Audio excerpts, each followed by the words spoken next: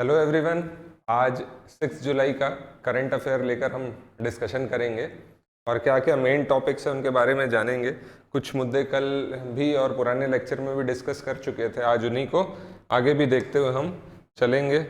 सबसे पहले जो आज की मेन टॉपिक है कि 7 जुलाई को जो है प्राइम मिनिस्टर मोदी का हमारे राज्य में आज आगमन हुआ है और उनने लगभग जो है 10 प्रोजेक्ट जो जिनकी लगभग कॉस्टिंग है 7600 करोड़, इसका इनॉग्रेशन मतलब लोकार्पण और घोषणा सब मिलाकर जो है ये आज करने वाले हैं।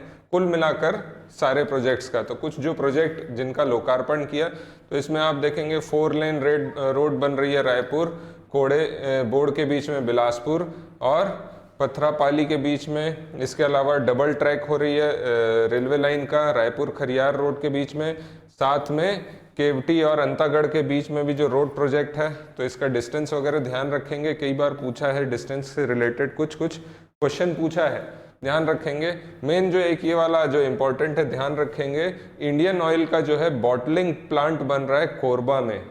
तो ये जो बॉटलिंग प्लांट होगा यहाँ पर सिलेंडर रिफिल किए जाते हैं तो इसकी पर डे कैपेसिटी जो है लगभग 17,000 LPG cylinder per day refill होंगे। LPG cylinder liquefied petroleum gas, तो ये ध्यान रखेंगे लिक्विफाइड पेट्रोलियम गैस।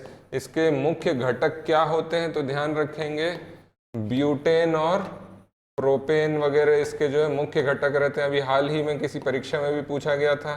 वैसी एक गैस होती है सीएनजी कंप्रेस्ड नेचुरल गैस, ध्यान रखेंगे।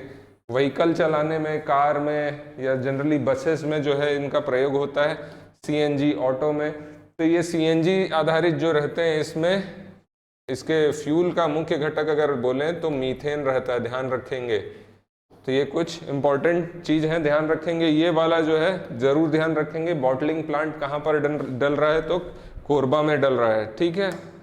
आगे देखते हैं।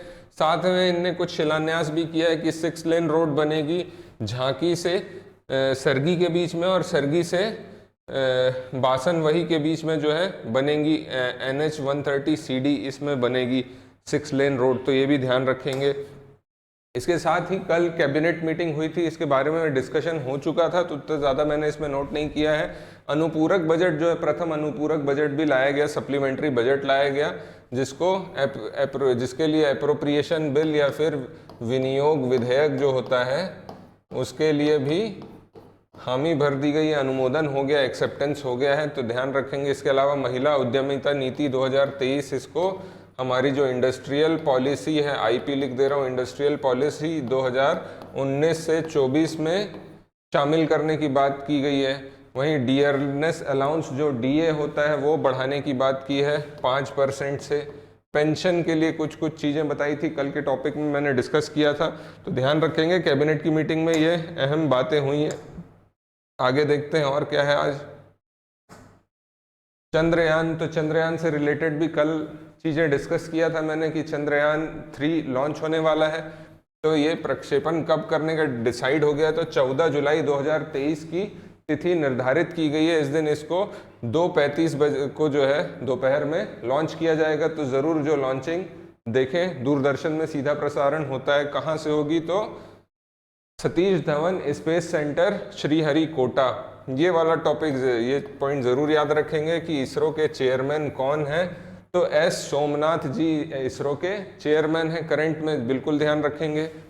साथ में एक चीज़ है कि अगर ये लैंडर, मैंने कल बताया था इसमें लैंडर और रोवर है ना, ये रहेगा इस बार चंद्रयान में। लैंडर मतलब वो सहायता करेगा किसे, रोवर को मून की सतह पे, चंद्र की सतह पे उतरने के लिए। और रोवर एक तरीके का रोबोट है जो कि वहाँ पे जाके सब प्रशिक्षण करेगा, जो चीज़ का एनालिसिस करना है सारी चीज़ वही करेगा। तो ये अगर भारत कर लेता है तो ऐसा करने वाला ये विश्व का 4th नेशन होगा, ये पॉइंट ज़रूर ध्यान रखेंगे, ठीक। तो चलिए इसके बाद आते हैं आईआईटी। इम्पॉर्टेंट पॉइंट है, भारत का अभी तक के कोई भी इंस्टीट्यूट विदेश में नहीं खुला था। पहली बार ऐसा हो रहा है कि आईआईटी का पहला विदेशी परिसर ओवरसी कैंपस जो है स्थापित हो रहा है तांजानिया के ज़ांज़ीबार में इस्टेब्लिश होगा। ध्यान रखेंगे, क्वेश्चन पक्का पूछ सकता है। तांजानिया के ज़ांज़ीबार में पहला आईआईटी का कैंपस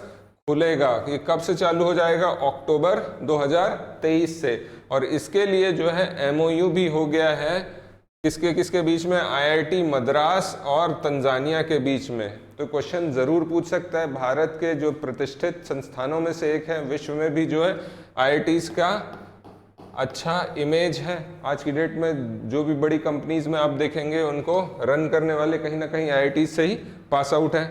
ठीक, आगे थ्रेड्स, कल भी ये टॉपिक में मैंने डिस्कशन किया था कि थ्रेड्स एक तरीके का ऐप है जो कि मेटा के द्वारा लॉन्च किया गया। मेटा जो है फेसबुक, इंस्टाग्राम, इन सब की जो मदर कंपनी है।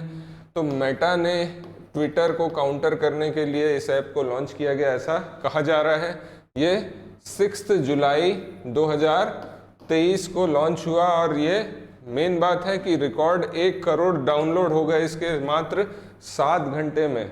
और यूजर्स जो उसके हैं 50 लाख यूजर्स हो गए 5 घंटे में। तो ध्यान रखेंगे, थ्रेड्स नाम से जो है एक नया सोशल नेटवर्किंग ऐप आया है। सोशल नेटवर्किंग ऐप है ये। ठीक, आगे देखते हैं और क्या है। आगे है विंबलडन। तो विंबलडन आप सब जानते हैं कि टेनिस में साल के 4 ग्रैंड स्लैम होते हैं, प्रमुख मुकाबले हैं। इनका क्रम ध्यान रखेंगे। सबसे पहले होता है, अल्फ़ाबेटिकली चलेंगे, ऑस्ट्रेलियन ओपन, उसके बाद आएगा हमारा फ्रेंच ओपन, उसके बाद आता है, यहाँ थोड़ा सा उल्टा हो जाता है, विंबलडन पहले आएगा, फिर यूएस ओपन। तो सबसे पहले ऑस्ट्रेलियन ओपन होता है, उसके बाद होता है फ्रेंच ओपन, फिर होता है विंबलडन और फिर होता है यूएस ओपन।